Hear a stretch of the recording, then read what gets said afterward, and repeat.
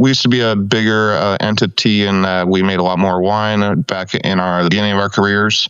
And now we're back to about 4,000 case production. So it's way smaller, way easier to manage, but also you really can take the time to make just amazing wine. And that's what I like about making wine at this smaller level is, there's so many variables that go into making a bottle of wine. I mean, every decision you make is a different variable for every year, for every bottle. And you're right, every bottle really is it's uniquely different. Where was it on the bottling line? Was it the start of the run, the end of the run? There's so many, and all those variables from what happened, it's just really, really cool because it's just, you can never recreate that bottle just like that ever again.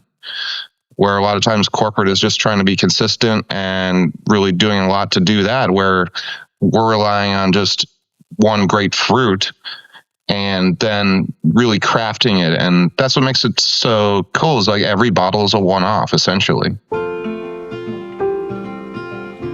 Well, welcome everybody back to the Barrels and Roots podcast. I have an awesome guest with me today. Now, would you like to tell people who you are and what you do? Yeah, I'm Dan Stotesbery, and I'm the managing partner here at Ladera Vineyards. It's my family's winery, and about 3 years ago, my father passed it over to me and my wife to run on a day-to-day basis here in beautiful Napa Valley. That's awesome. Now, talk to me about this. In a time where a lot of wineries are, becoming more corporate, you are still a family affair, which is kind of how the Valley started. The wine in the Napa Valley started in families.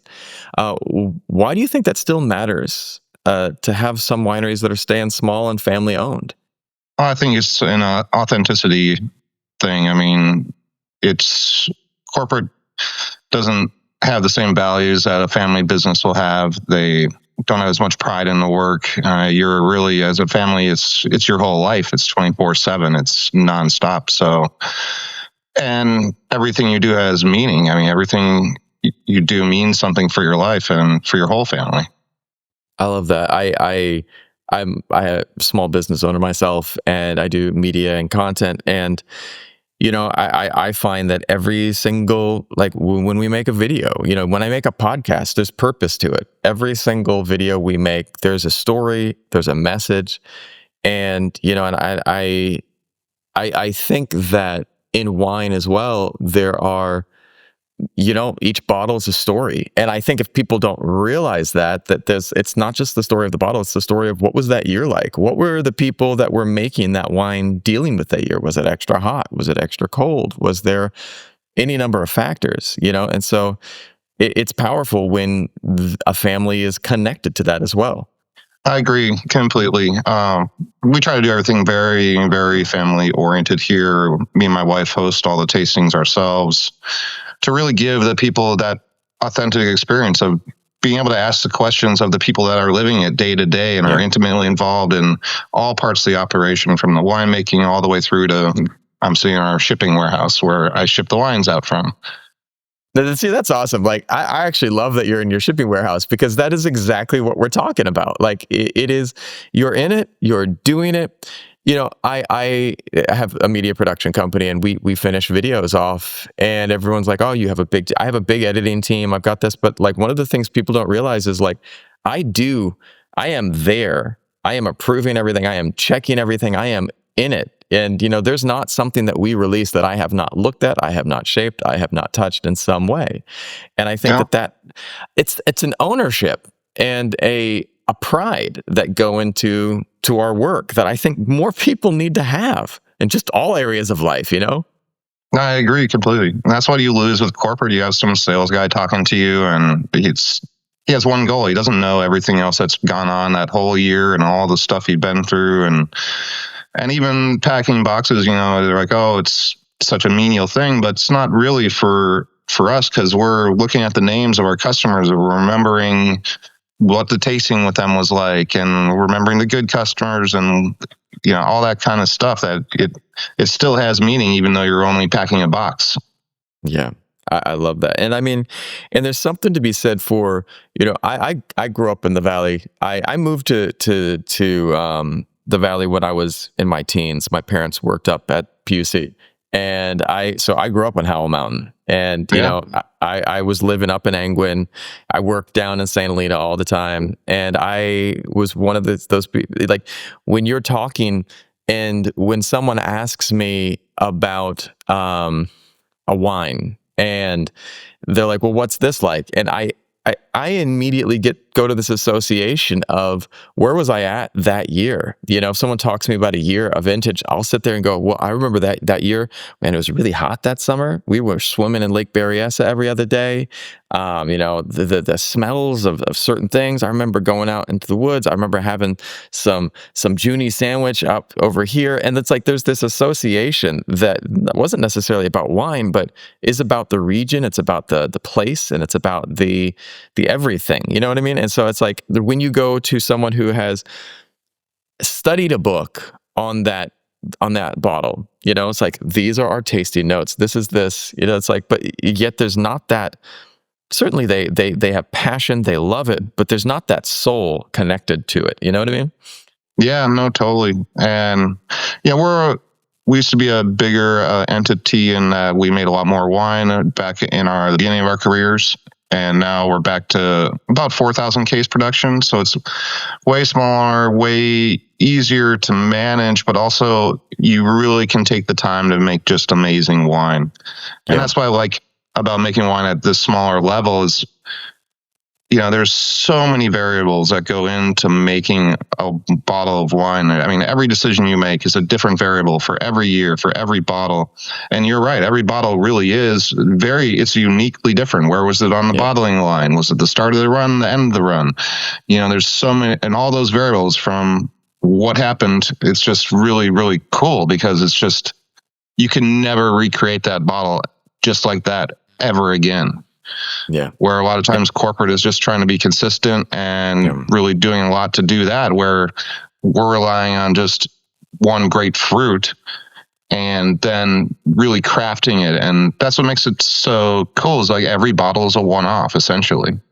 That's awesome.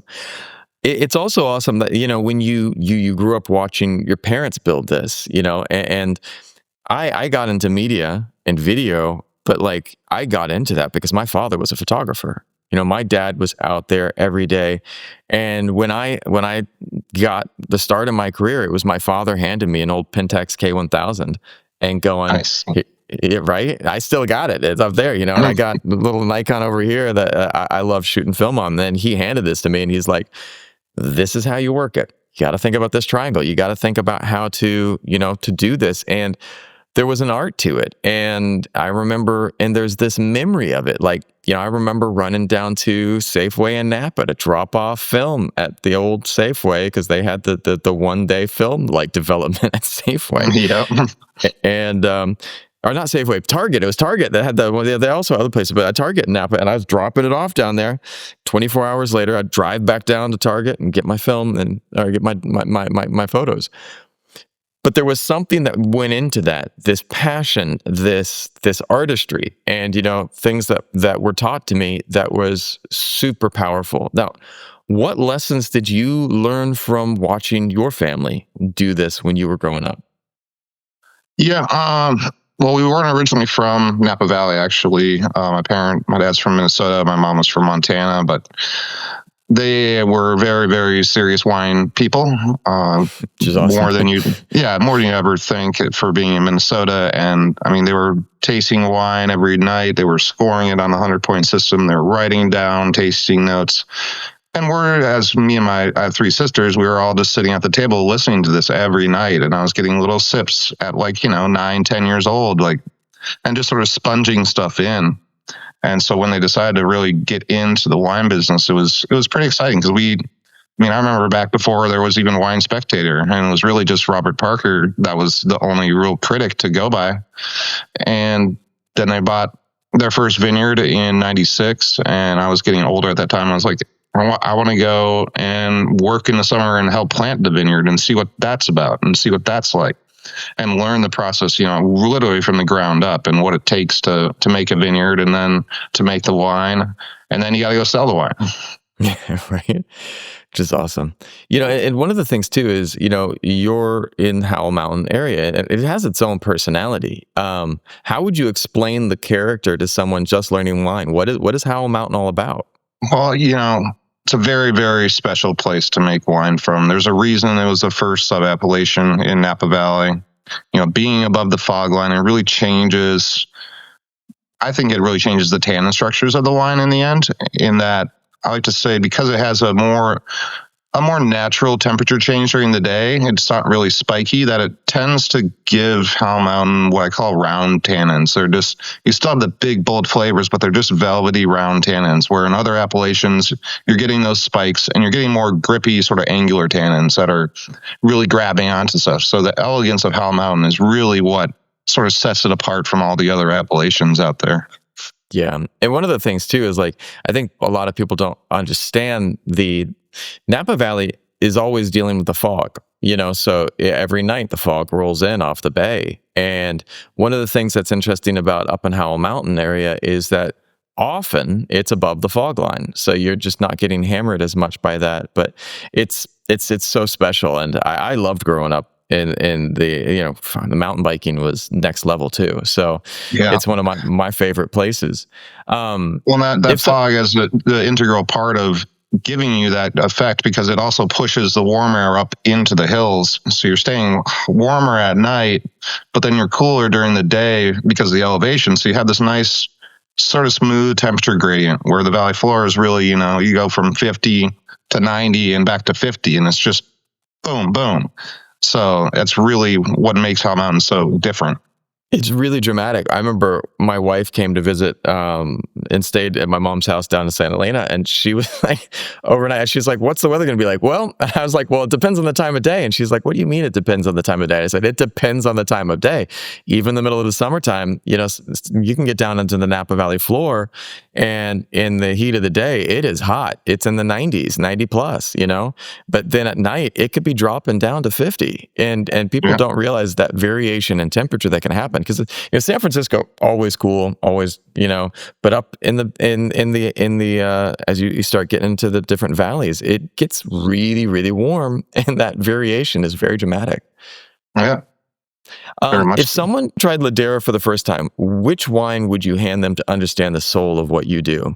Well, I'd have to hand them probably our Howell Mountain Cabernet, because that's what we're really known for. That's what we put our most effort into. I mean, we put effort into all the wines, but really the Howell Mountain Cab is sort of the pinnacle, and we spend a lot of time on that wine. And it really shows what we're trying to do, which is we try to be varietally true. So most of our wines, if not all of them, usually are 100% varietal. And really the Howell Mountain lots for that single vineyard selection are very scrutinized quite a bit to make sure it's just the best of what we can do. I love that. I was talking to my daughter about that the other day, and she's like, well, there was something that she was doing she has a YouTube channel that I started with her during COVID, because I was a teacher for a long time, and it wasn't like, let's talk about toys or, let's do stupid stuff. And we do it all educational content, and it's fun videos. We had I started thinking about what if I had a podcast for kids where we got to talk to all these experts in a kid type of format while we're doing fun videos. So we started doing that. We started talking to NASA scientists. Got this one That's guy, cool. how to make it's super cool, man. It's super cool. We got to talk to this guy how to make a rocket, and he talked us through the process of making a rocket. And one of the things that she asked me, she's like, it was that whole quantity versus quality thing. And she's like, should we try to do more videos so that we can get more people watching us? And I said, this is an age-old discussion. Do you want to do more, or do you want to do something better? And I said, and I put on 2 videos for her. One that was really well done, and then one that was kind of mass-produced slop, And I mean, you can tell my opinion as right there about what I prefer. And when she watched the one that was mass-produced, she was like, you know what? I just don't think it's as good. And I said, why? And she's like, it's not as fun. It's not as interesting. There's not as much, story to it. And I said, yeah, coming back to story, there's more in it. And I think that hearing about what you're saying, I know that my editing team right now, we could easily do 2,000 videos a month, easily. But at this team level, we start pushing up that quantity, we're going to get a Yeah. dip in quality. And at that point in time, is it worth it? I don't think it is. I think that quality is something that you have to grab onto all the time. Yeah, and that's, a decision we made in 2016. We were at about 35,000 cases, and our winemaker Jade came to us and said, I'm starting to lose control here, and if we go any bigger, we're going to start to lose quality.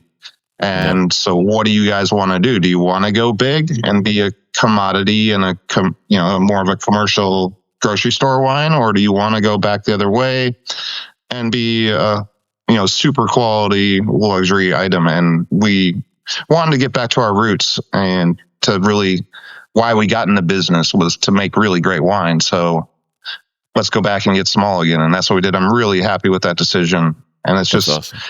It allows us also to be much more engaged with our customers on a much more intimate level, which really, I think it's great for both, because you have all these friends, though they're customers, they're more friends than they are customer. Yeah. And that makes a big difference for everybody. 100%. Like I was talking to this about, when I was doing video production, and one of my sales friends was like, you should just go big and try to get all these different clients. And I was like, you know what? There's a right client and a wrong client for me. There are people that are a good fit for me and people that are not. I want someone who's got this storytelling edge, who wants to sit there and go, you know what? I want to be an educator of some sort and just let my videos be an expression of that. I'm like, that's the person for me. That person that sits there and goes, I want to make wine videos. Okay, we want to make wine videos. What do you want to do? Well, make silly TikTok things. Yeah, maybe not the right combination for me. But if that person sits there and goes, dude, I just want to teach people about why wine is rad, I'll be like, all right, now we can talk. We can talk now, because that's the vibe I'm going for, and it can be fun. It can be things like that. But I think that you have to recognize that if you can have a relationship with a customer and just be able to connect with them on some levels, you don't need more. You need quality. Again, with coming back to that. Yeah.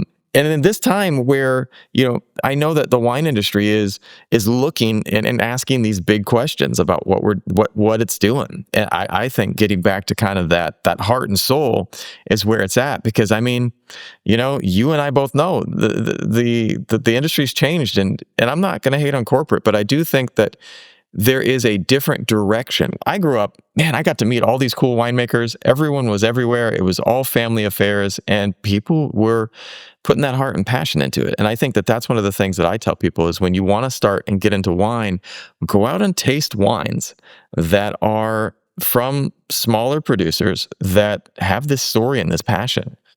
Yeah, and you really see it. I mean, I can't tell you how many times our customers or new customers are like, this is the experience I was looking for. Yep. That Napa's lost. Like, I wanted to be able to talk to someone that really is involved in it, not a salesperson. I want to talk to the person that knows everything, that I can feel free to just ask anything I want to. And it's that authentic experience that Napa's sort of lost in a way because of its growth. And it is definitely something that people are really seeking out. And it's not easy to find anymore. No, I remember once I went tasting, and I can't remember the winery. It was a long time ago, but we walked into this winery, and it was a smaller winery, and my friend and I were just new to wine. I was that guy, and the person was like, this has this, and my friend was like, and the guy, the tasting room manager was like, this has hints of tobacco and oak and this and that, and my friend was like, turning to me, and he's like, does it have tobacco in it? And I was just like, no, I mean, it's things. And he was wanting to ask these questions. And finally, he started asking these dumb questions. Literally were dumb questions, but they were questions he had. And what was super cool is that the winemaker was in the room and walked over and just was like, yeah, I'm here too. I'm going to answer. And we just started chatting up with the winemaker. And I was just like, this is rad, man. How many places can you go and you get this situation where you walk into a room, and whatever it is that you're purchasing or buying, you have the chance to speak with the person who made it. That's really rare, and that's unreal, Yeah. No, it's really interesting because, we get people from the wine expert all the way down to, this is my first tasting in Napa ever, and I'm just getting into wine. And, you got to treat everybody the same and understand that you are going to get those questions like, what chocolate do you put in the wine? Which we get all the time. And I'm just like, that's a good question. And I explain it to them, and I don't make them feel dumb about it. It's just like, obviously you're at a different part in your wine journey than other people are. And that's totally fine. The most important thing is as I tell people, is one, trust your palate. Yeah. And two, because your palate knows, one, what it likes, and it knows what quality is too, just instinctively. Yeah. And that's as complicated as you need to make it at that point in your career. Don't worry about this. I get notes of honeysuckle and apricot. Just taste it and trust your palate, and know your palate's going to tell you if you like it or not. Right. That's it. Yeah. It shouldn't be more complicated than that. It shouldn't be more complicated than that. You taste it and you go, I like this, or I don't like this. That is as simple as it can be, And if you, I was talking to someone the other day about those associations, and there was a great thing that one of my guests came on and they said, what is it that you are reminded of in this moment? Because if you've never gone out into a field and picked a honeysuckle and, sucked on the honeysuckle, how the hell do you know what that tastes like, And so I think that one of the things is you have to figure out the associations that match for you, and taste and scent are so personal. They are so amazingly personal, and you might have a glass and it suddenly reminds you of a day in your life. And you're like, well, how do I describe that? And that can be your wine association. And for pairings, man, just get out and try things. Get out and try. Does this go with this? And sometimes you'll nail it. Wow, that is an amazing pairing. And some days you'll put two things together and go, that just didn't work. But you're only going to find that out if you try. Exactly. When I really talk with our customer, I'm like, when we're making our cabs, when we're making our wines, we're tasting all the different lots and we're ranking them basically ABC plus or minus, and we're tasting strictly on quality. And you just got to trust your palate. And I'll taste something and be like, this one's just better than the other one. I don't know why, but it just is. And you got to trust yourself, and your palate knows what's better and what's not, and what you like and what you don't. So you just trust it, and you'll be the happiest person ever. I love that. Well, let's talk about the newbie getting in. For people who are brand new to wine, where do you think they should start? Is it grape varieties, regions, simply tasting more? What do you think people should be doing? It's just getting out there and starting. You got to start. We started. I remember the vacation we took to Napa Valley. We went to Robert Mondavi. We went to all the bigger places, and you got to start somewhere, and it'll take you on the journey. And the hardest part is starting someplace really great and trying to go backwards, because it definitely shows a big dichotomy of the difference, but your palate's going to want the stuff it liked better. And so, but it's really just start exploring, and you're going to find what you like and what you don't. We have lots of people that come in, they're like, I don't like reds, or I don't like whites. And it's like, that's good. I'm happy to not pour that for you if you don't like it. I don't want to pour you something you already experienced you don't like. And I encourage them, of course, but yeah, right. Well, this is one thing too that I think Napa's kind of become synonymous with cabs. Can you talk to me about, are cabs a little bit misunderstood in any ways, especially for new wine drinkers? Well, they can be, in a sense. It depends on what you're talking about. If you're talking about I think some people can be intimidated by a cab because it's just got so much going on. Yeah, I would agree with that. And, Napa definitely has a style. I do think it's one of the best places in the world to make Cabernet from. It really has the right environment for it, and to really develop the fruit the right way. Yeah. But, it's hard also because you have these bigger companies that are doing a lot of manipulation to the wine and stuff. And so it's more homogenous at the lower end, I guess is a better way to put it. And you don't really get to see the differences really until you're getting to the smaller guys and the guys that are making small lot stuff, because it's just sort of taken out of those wines. I'm going to throw this out there for people to kind of understand that and kind of frame of reference. I had some friends who, wanted to try it. I split my time between Vietnam and California. We go both places. My wife is a famous singer here in Vietnam, so we have to be here. Then we go back to California, just back and forth. I had some friends who tried Vietnamese food in the U.S. and some great places. Went to some places that were kind of like more, just your day-to-day type things. And they tried stuff, right? And then they came to visit Vietnam. And I was like, all right, well, what did you eat? And they're like, I tried this dish and that dish and this dish. And it's like, okay. All right, now you're going to try some real food. And they're like, what are you talking about? I had good stuff. And I was like, just wait. And so my mother-in-law is probably one of the best chefs I know. She can cook circles around anyone I know. And, her food is just absolutely insane. And I was like, all right, well, this is the same dish that you tried. Granted, good restaurant. I know the restaurant they went to does good food. But this is the one for my mother-in-law. I handed over the plate and they were like, yeah, man, I don't see how you think this can be. And just like this look on their face. And you don't always know why something is better. You can't always put your finger on what it is in the whole thing. Is it if I had to describe it, I would say that with my mother-in-law, it's the quality of the meat. It's the time put in. She goes to the market and looks at each piece of meat. And she's like, you know what? This one here is it. Versus a restaurant has to go through and we need meat. I can't sit there and go that this is the best one for whoever.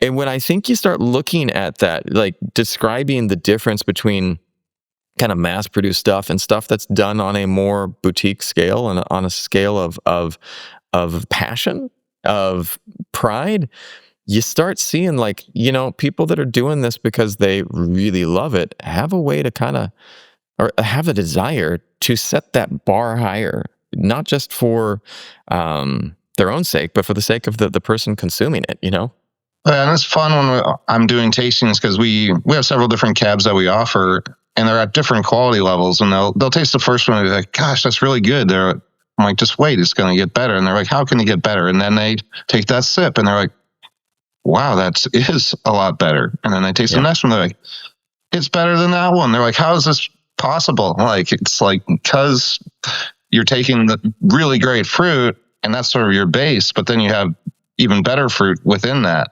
And so it's like to take them up the scale is really fun because they think it's like, it can't get better, but it does. And it's exactly that reason. They don't know why it's better, but they're just like, wow, that's just so much better. And it's like, yeah. And it's because you take the time and you really take the time to get the blends right and get the different lots together in their different quality levels. And there are levels within there that you have to distinguish from. And that's the fun part. Yeah. How would you describe for someone, again, because we're coming back to the Howell Mountain, how would you describe for some of the difference between kind of a mountain fruit and the valley fruit to someone who's never heard those terms before?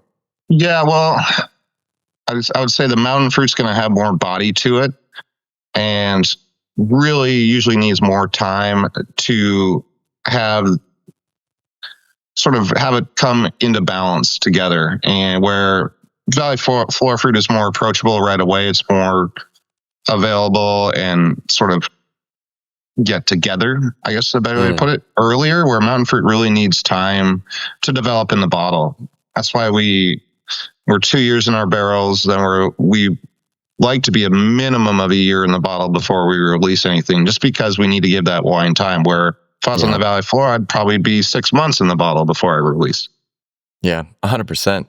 And it's interesting too, because I try to describe it to people this way. It's like,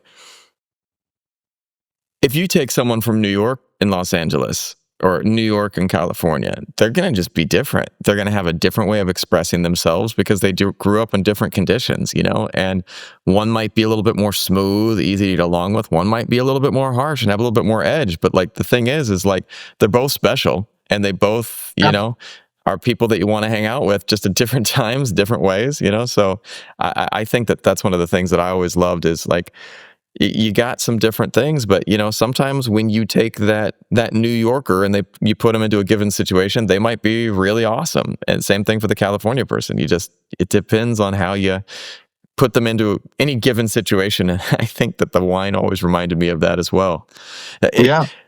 If someone wants to get better at like getting to know wine, tasting wine, are there any things that you recommend, like if someone's getting into the process of discovering wine?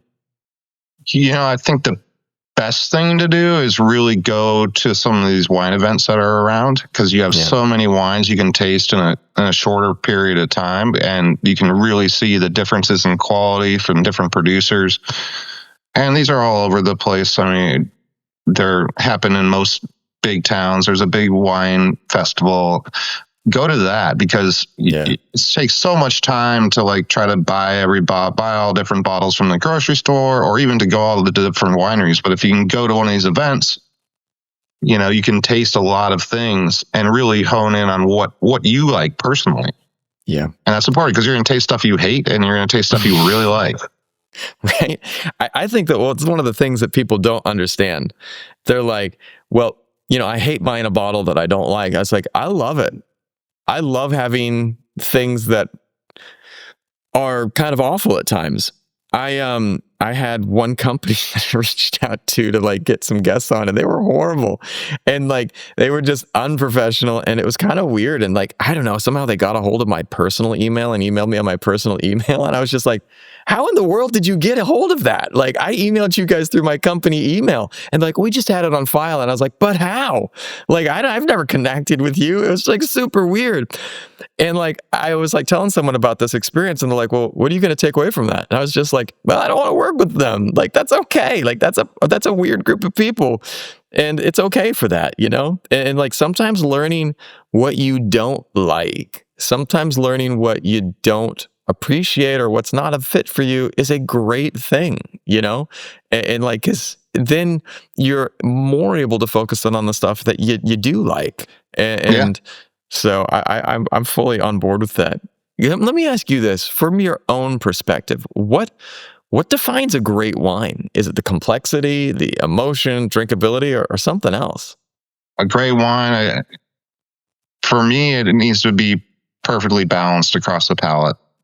It's got to be representative of the varietal they're trying to make, and it's got to have the balance that a wine deserves. It should be, someone described it to me in a really good way for people to understand. It's like when you're writing music, you need the low notes, you need the mid notes, and the high notes. And if you don't have all of those, you're missing something. Same with the experience across the palate. You need to have good front palate structure, mid palate, and all the way through the back.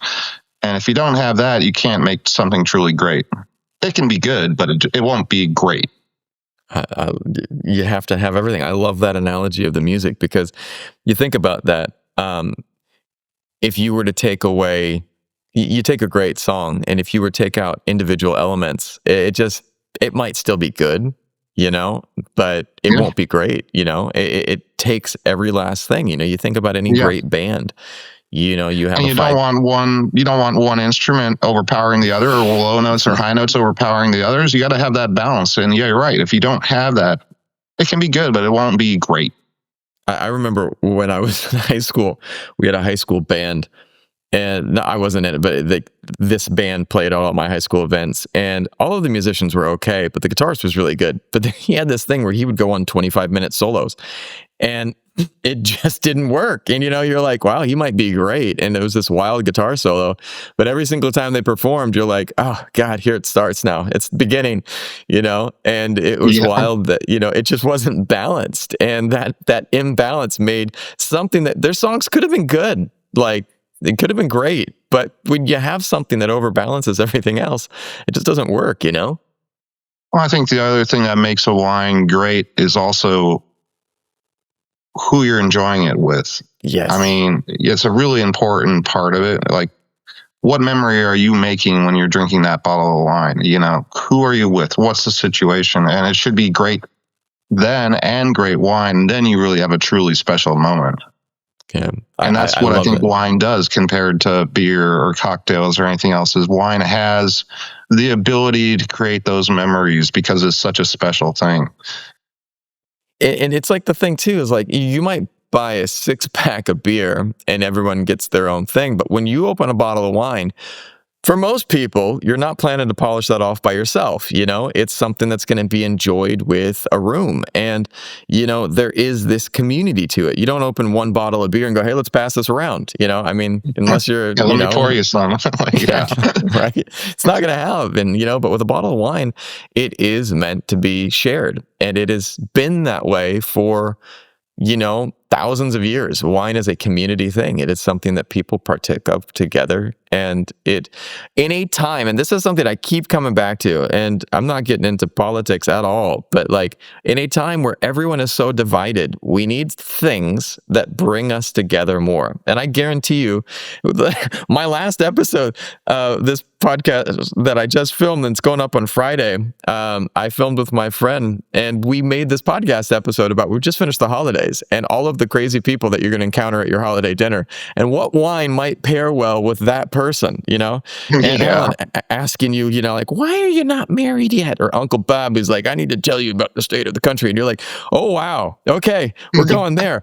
Here's a Riesling for you. Try this out. It might smooth things over a little bit, because if you can, you think about that. You think about all of these people that are at each other's throats in the media. If you could sit those two people down and give them a great bottle of wine and say, this is your meal, this is your wine. For the next 30 minutes, you guys got to shut up and just enjoy this together.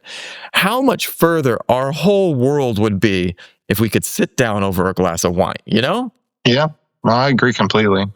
And there's, wine has romance to it, unlike other things. I mean, people ask me all the time, will you go to screw caps for your whites? And I'm like, I understand the reason, but you lose some of that romance of not having a cork in there. And so I can never go to that. Like it's a very important part of the experience of wine to me, because you really got to have that popping the cork. There's a tradition, the romance of Yes. that. I'm opening this. You hear that noise.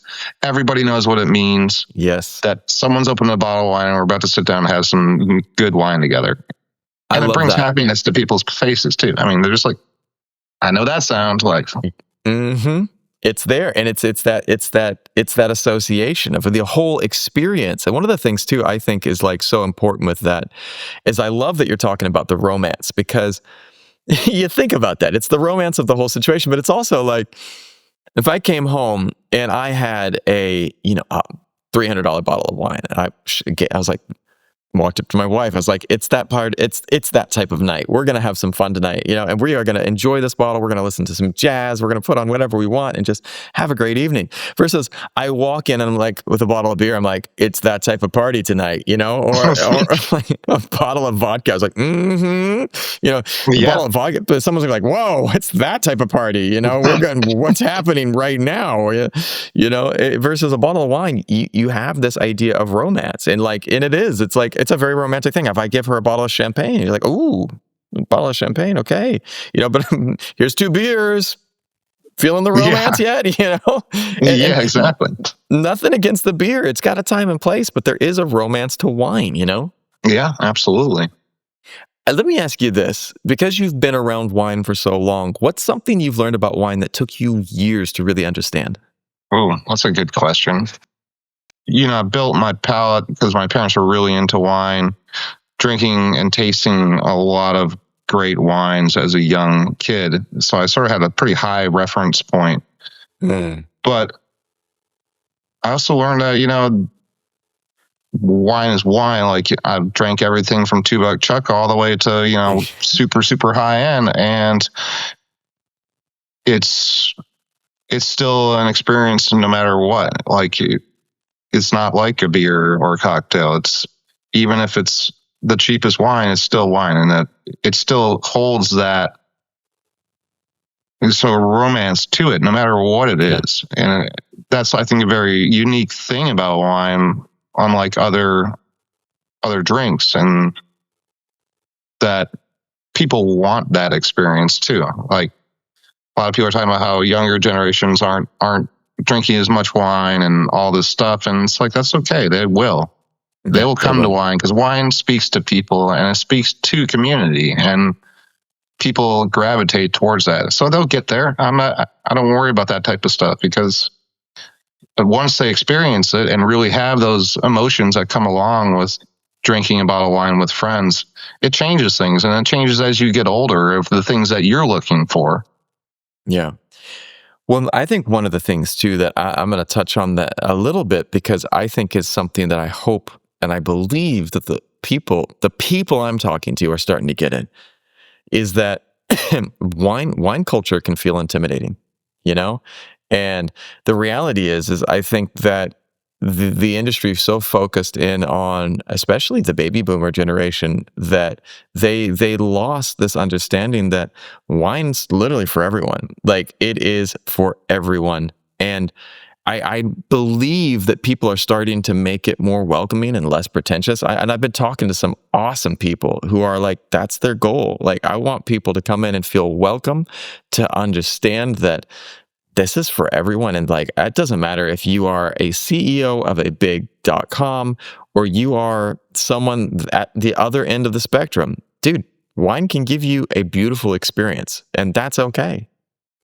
I agree. And you see, I mean, especially with the people that are at the start of their wine journeys that come in and I'm talking and chatting with them, they're very curious, but they're also hesitant to ask things, I think, to more sales type people, where when I'm talking with them, they're like, well, tell me about this. Well, how does this work? And it's like, well, let me tell you, like, this is how it works. And giving them the whole, don't make it complicated.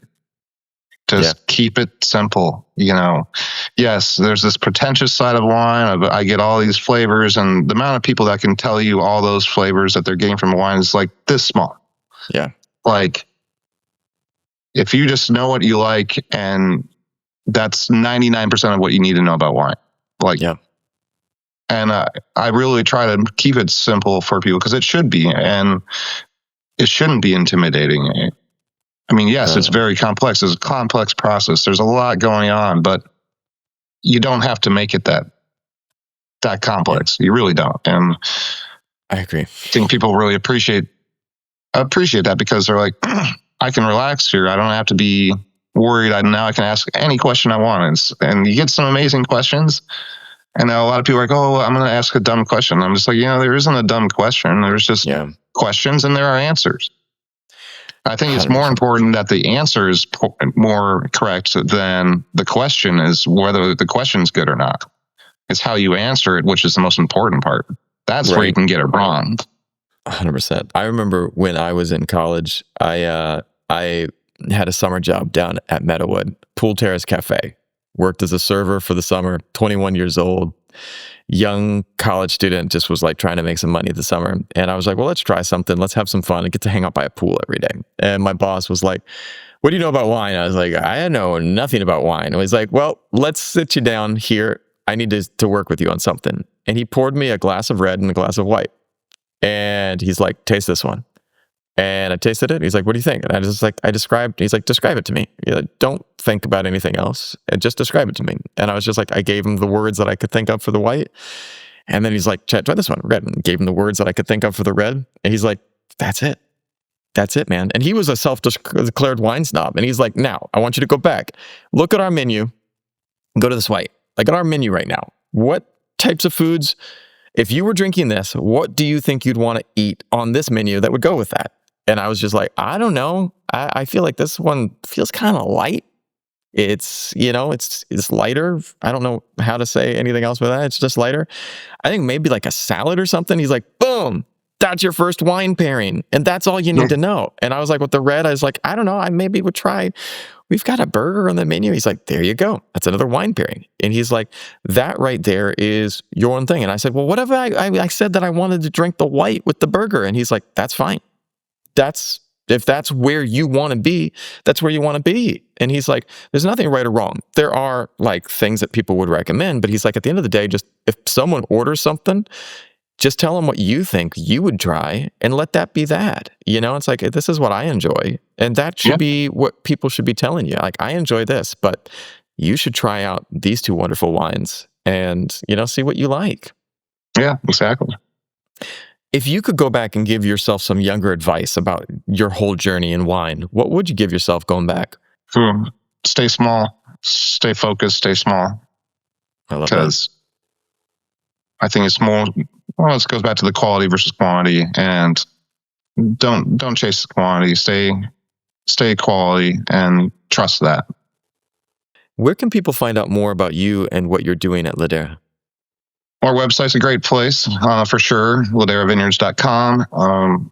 That's, we're 99% direct to consumer at this point in our careers, and so that's one of the only places you can find out about us and our wines. But I mean, it's such a personal thing for us. Even our little chat bot on our website, that goes to me and my wife's phones, and we're the ones answering it. Whether you're texting at 10 at night or 7 in the morning, we're the ones responding. And so we try to keep everything very personal here. And go to our website, or my wife does some stuff on Instagram, but we're so busy. She doesn't have a lot of time to make the content like you would want to make it.